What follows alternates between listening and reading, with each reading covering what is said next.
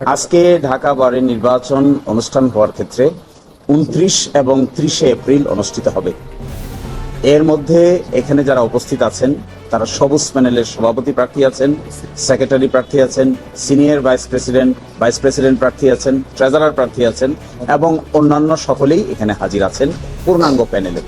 এখানে মূল বিষয় হলো নির্বাচনটি যে আয়োজন করা হচ্ছে এটি সুষ্ঠু হবে কিনা এই আশঙ্কা দেখা দিয়েছে।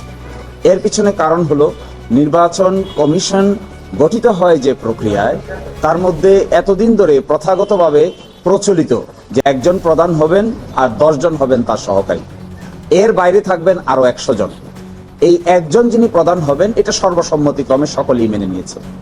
এরপরে যে 10 জন হবেন নিয়ম হলো 5 জন হবে এক প্যানেল থেকে আর 5 জন হবে বিবদমান আরেকটা প্যানেল থেকে। কিন্তু এখানে দেখা যাচ্ছে এই 5-5-10 জনের ভিতরে তারা এককভাবে 7 জনকে নিয়োগ দিয়েছেন, বাকি 3 জনকে বলতেছেন অপর পক্ষকে দেওয়ার জন্য। এর বাইরে আরো 100 জন আছে, ওই 100 জনকে কিভাবে করবেন তারও কোনো সঠিক রূপরেখা তারা দিচ্ছেন না। এখন দেখেন 7 জন যদি এক পক্ষে থাকে তাহলে যেহেতু একটা ব্যালট পেপারে একজন করে 2 জনের স্বাক্ষর লাগে, তাহলে 5 জন যদি দুটো প্যানেলের হতেন, এই প্যানেল থেকে একজন এই প্যানেল থেকে একজন গিয়ে ব্যালট পেপারে স্বাক্ষর করার কথা। কিন্তু 7 জন যদি একদিকে থাকে তাহলে তো 2 পক্ষ থেকে লোক নিয়ে ব্যালট পেপারে স্বাক্ষর করার কোনো প্রয়োজন নাই, তারাই 2 জন মিলে এই ব্যালট পেপারে স্বাক্ষর দিতে পারবেন। এজ অফ টুডে, আজকে পর্যন্ত নির্বাচনে মানুষ কাকে ভোট দিবে কাকে ভোট দেবে না এটি বিজ্ঞ আইনজীবীরা ঠিক করবেন, কিন্তু নির্বাচন প্রক্রিয়াটাকে বাধাগ্রস্ত করা হচ্ছে, নির্বাচন প্রক্রিয়াটাকে বায়াস করা হচ্ছে, নির্বাচন প্রক্রিয়াটাকে একতরফা করা হচ্ছে। আমাদের এই প্যানেলের পক্ষ থেকে আমরা এই অভিযোগ লিখিতভাবে তুলেছি। আজকে বার কাউন্সিলের কাছেও এই ব্যাপারে দরখাস্ত জমা দেওয়া হয়েছে আজকে সকালে এই অভিযোগ করে। আমরা এক্সপেক্ট করব যারা এখানকার নেতৃবৃন্দ আছেন, প্রধান নির্বাচন কমিশনার আছেন, ওনাকে আমরা আহ্বান জানাবো আপনি অ্যাক্টিভ হন, আপনি প্যাসিভ হবেন না, আপনি কারো উপর ছেড়ে দিবেন না। নির্বাচন পরিচালনা করার দায়িত্ব আপনার, কিন্তু আপনি অন্যের উপর দোষ চাপালে তো কাজ হবে না। দ্বিতীয়ত হলো অন্য যারা আছেন তাদেরকেও, যারা এর সঙ্গে সম্পৃক্ত, জাতীয়তাবাদী আইনজীবী ফোরামের সঙ্গে যারা সম্পৃক্ত, তাদেরকে আমরা আহ্বান জানাবো একটা সুষ্ঠু ভোটের পরিবেশ তৈরি করুন। আপনারাও সহযোগিতা করুন, আইনজীবীদের আস্থা অর্জন করে সকলেই ভোটে অংশগ্রহণ করুন, যে যাকে মনে চায় ভোট দেখ, তাতে আমাদের কোনো আপত্তি নেই। একই সাথে আমরা ওই দিনও বলেছিলাম যে গঠনতন্ত্রে আছে যে ভোট গণনার সময় ইলেকট্রনিক পদ্ধতি ব্যবহার করা যাবে। আমরা সেটাও বলেছিলাম ওই দিন যে ইলেকট্রনিক পদ্ধতিতে ভোট গণনার সিস্টেমটা চালু করা দরকার। কারণ কি, অতীতে আপনারা দেখেছেন ঢাকা বারের নির্বাচনে ব্যালট বাক্স পর্যন্ত নিয়ে চলে যাওয়া হয়েছে। তো এগুলো আমরা একদম এর পক্ষে নই। আমরা চাই স্বচ্ছ জবাবদিহিতামূলক নির্বাচন হোক।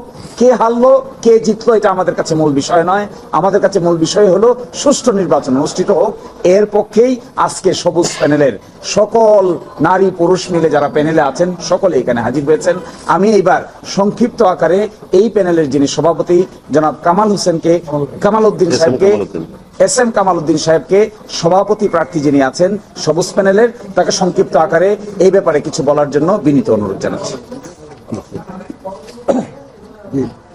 সম্মানিত সাংবাদিক বন্ধুগণ, আমি ঢাকা বারের 26 এবং 27 সেশনে যে নির্বাচন, এই নির্বাচনে প্রেসিডেন্ট ক্যান্ডিডেট সবুজ প্যানেল থেকে আমার সেক্রেটারি সহ আমাদের এই প্যানেলের সকলেই এখানে আপনাদের সামনে হাজির আছেন, উপস্থিত আছেন।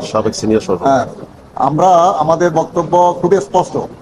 এখানে বক্তব্য যেটা দেওয়া হয়েছে, আমরা বারবার আমি নির্বাচন কমিশন সহ ওনাদের দৃষ্টি আকর্ষণ করার চেষ্টা করেছি। আমরা যখনই ভোটের কাজ করতে যাই তখন সাধারণ লয়ারদের মধ্যে একটা আতঙ্ক কাজ করতেছে। সে আতঙ্ক হচ্ছে আমরা ভোট দিতে পারবো কিনা।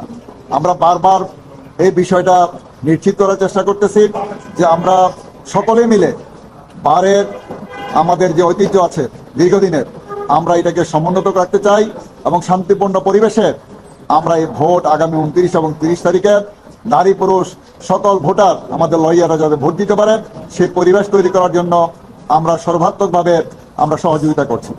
এখানে যে কথাগুলো বলা হয়েছে এটা আসলে আমরা লিখিতভাবেও জানিয়েছি প্রধান নির্বাচন কমিশনারকে। এরপরে ওনারা বলছিলেন যে এটা সুরাহা করবেন, কিন্তু আমরা দেখছি যে এটা আসলে কোনো সুরাহা হয় নাই।